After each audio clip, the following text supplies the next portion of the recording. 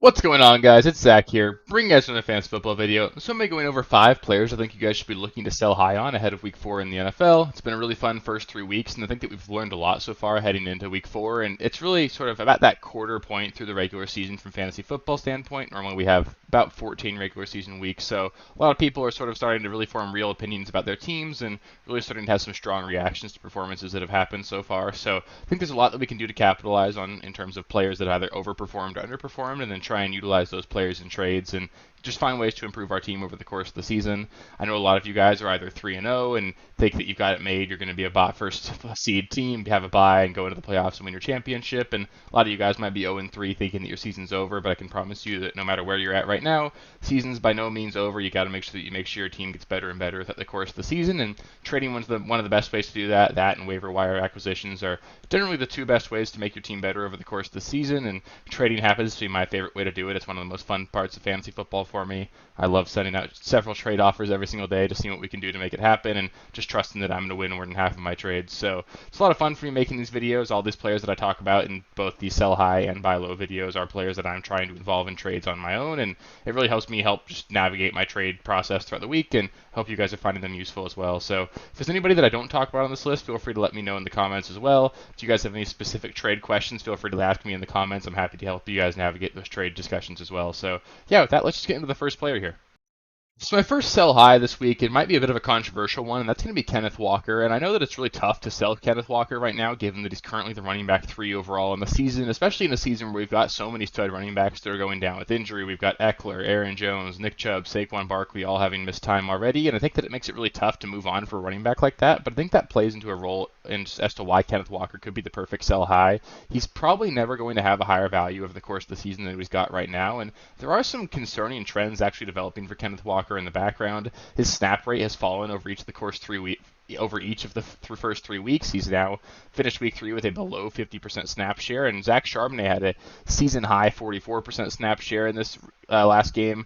We're seeing more and more of a situation where it's becoming a 1A, 1B, and even though Kenneth Walker is still the clear lead back in this offense, I think it's going to be a lot closer to a timeshare as we approach towards the end of the season. Zach Charbonnet looks like he's a really good player. I fully expect him to be utilized more and more as the season goes on. And on top of that, Kenneth Walker has 4 rushing touchdowns the first 3 weeks, 2 in each of the last 2 games. And he's not going to get to play teams like the Panthers every single week. I don't think that those 2 touchdowns performances are going to continue on a regular basis. And on top of that, if you look towards the end of the schedule, or the end of the season, he's got a really brutal 5-week stretch. He plays San Francisco, Dallas, San Francisco, Philadelphia, and then Tennessee. Those are 5 games against some of the best run defenses in the NFL. We know Kenneth Walker is not exactly an electric pass catcher, and that's more of a Zach Charbonnet role in this offense. And this means that you're probably going to have the last 5 weeks of your regular season, and then the last 3 weeks of your regular season, first 2 weeks of the playoffs, where Kenneth Walker is just not going to be performing at a high level for you. He's probably going to be like a touchdown-dependent running back 2 in those weeks. And if you can trade him for an absolute haul right now, which I really think you can, he's just a guy that I'd be looking to move on for him. I don't think he's going to be a guy that's really going to help take you over the top towards the end of the season. And even though he's got a couple good matchups still up here, you got the Giants this week, not somebody that scares you. I think that you're probably looking at a situation where Kenneth Walker's never going to be worth more than he is right now. And although I think he's probably like a high-end running back 2 the rest of the season, maybe a low-end running back 1, I don't view him as a top 5 running back rest of the season, and I think you can actually get that kind of value for him. So I would be looking to move on if you can get the right price.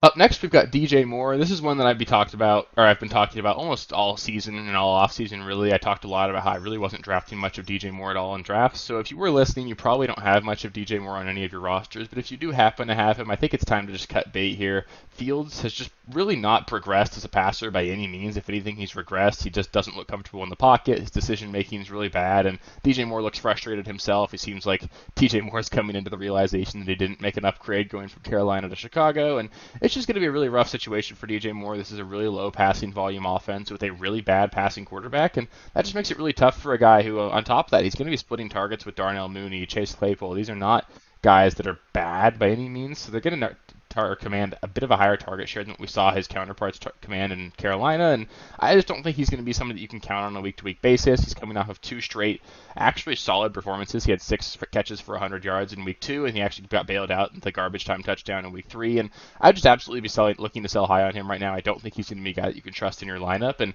he's coming off of 2 good weeks despite the Bears offense looking absolutely awful, so I would definitely get out of DJ Moore before the shoe drops, because it's definitely going to, and he's just going to be a really frustrating guy to roster the rest of the season. Next sell high for me is unfortunately going to be Alexander Mattison. He's a guy that actually made the buy low list for a couple of weeks, each of the first 2 weeks, and I think it's time to capitalize on that. We sort of talked about how he was going to have a really tough first 2 weeks, especially week 2 against the Philadelphia Eagles, and he'd probably bounce back in week 3 against the Los Angeles Chargers, and it really did look like that. His final stat line looked really good. He had 125 total yards in this last game. He caught 5 passes, and I think a lot of people are going to look at that and say, oh, yay, Alexander Madison's back. He's the workhorse running back on a good offense, and that's going to mean he's someone that we want to be rostering going forward, but he just continues to play really, really poorly. He had a brutal drop in the red zone, which immediately was followed up by a fumble that he just got completely bailed out on. They called forward progress on him, and it really didn't look like he had stopped by any means. It should have been a fumble. On top of that, later on in the game, he had a pretty easy goal line rush where he just had one guy to beat. Just didn't look explosive at all. Didn't look like he was hunting for the goal line and just didn't get in. And then the Chargers ended up beating the Vikings by 4 points. So that played a big role in this team not winning this game. And head coach Kevin O'Connell came out and made some comments just today that fumbling players will result in them being benched. I wonder who that was directed towards. It was probably pretty clearly directed towards Alexander Mattison, who now has 3 fumbles over each of the last 2 weeks, although only one was lost. It's just a bad look for Alexander Mattison, who's not talented or explosive enough to warrant keeping him on the field if he's going to be so just loosey-goosey with the football. And on top of that, they did bring Cam Akers in ahead of week 3. He's a guy that's been familiar with Kevin O'Connell dating back to their days in Los Angeles with the Rams. And I don't think Cam Akers is very good either, but I think this is going to be a situation where we will see Cam Akers and Alex Anderson find themselves in a bit more of a split. And I don't know exactly how involved Cam Akers will be in week 4, so maybe you want to hold Alexander Mattison for one more week. They play the Carolina Panthers, who have just gotten absolutely gashed by everybody on the ground this season, and this should be a really good week for Mattison if he can keep that role in the offense. So maybe you get one more really good week out of Alexander Mattison, but I think now is a good time to start planting some seeds, go to some running back needy teams, float around an Alexander Mattison trade. Maybe you get to go through this week, and if you don't, you keep your fingers crossed, hope he has another really good week against a bad Panthers defense, and then you pounce and move on, because I just don't think he's explosive enough to keep a stranglehold on this offense if they actually have any sort of capable backups. And Cam Akers is good enough that he should steal some snaps, and it's just going to be really hairy. I think Mattison ends up being like a low-end running back too the rest of the season, and I think he's going to end up with probably 2 straight weeks of like top 15 production. So if you can move on from him, I think now is about the time, or after next week.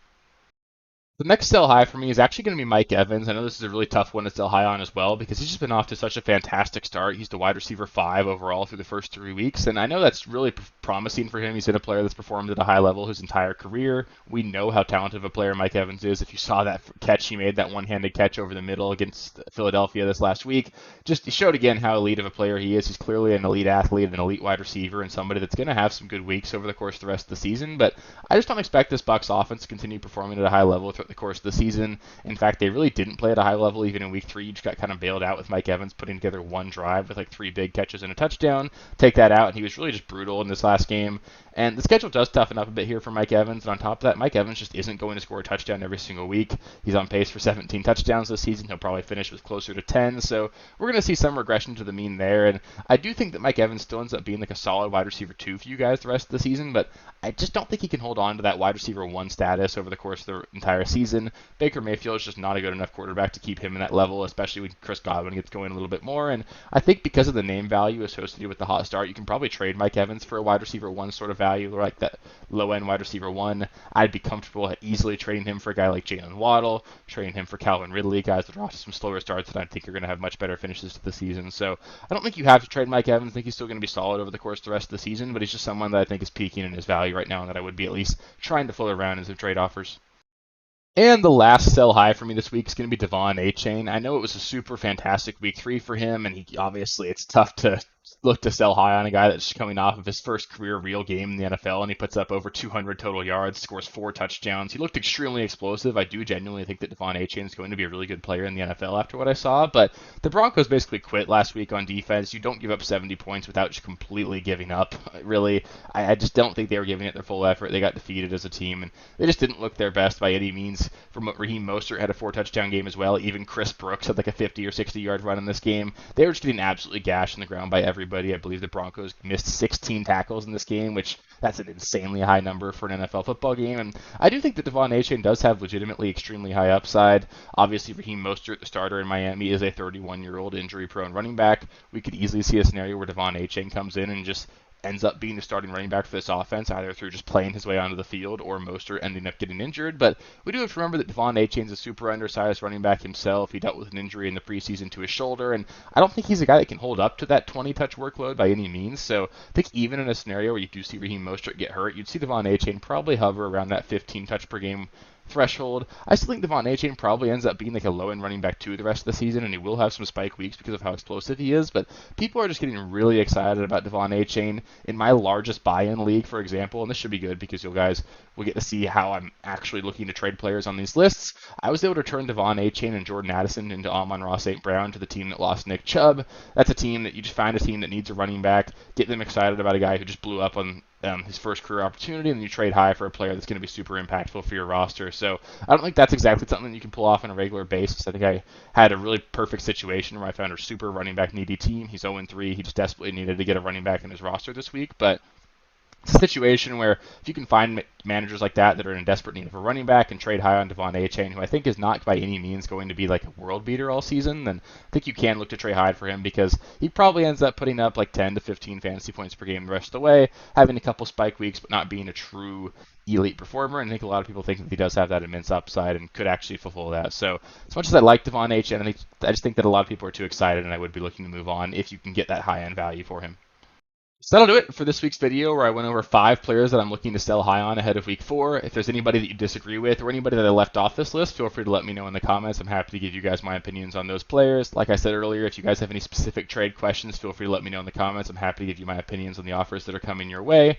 If you guys want access to more videos, feel free to please subscribe to the channel. We're just over 850 subscribers right now, and I'd love to hit 1,000 at the end of the NFL season. That's been a goal of mine for a little bit, and I really do think we can get there. So if you can really help support the channel, please do subscribe to the channel. You'll get 4 videos a week plus a weekly live stream on Sunday mornings. Make sure you get access to all those so I can help you win your leagues and just have a lot of fun this season. So on top of that, there was a sell high video that also came out today. If you guys haven't watched that, I went over 9 players that I'd be looking to sell high on, or looking to buy low on ahead of week 4. So if you guys haven't watched that video, go take a look at it. It should help you guys look for some players that you should be targeting in trades as well. So thank you guys so much for watching the video. If you guys found it useful at all, please do help me out a little bit. Give it a thumbs up. It really helps with the channel. It helps with the algorithm. It helps you know that you guys want to see more content like this. So thank you guys so much for watching, and I'll catch you next time.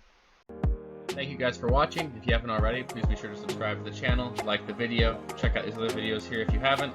If you want more content, please feel free to follow me on Twitter at RealSteelFFB. I'll be more active on there as the season goes on. Thanks. Catch you later.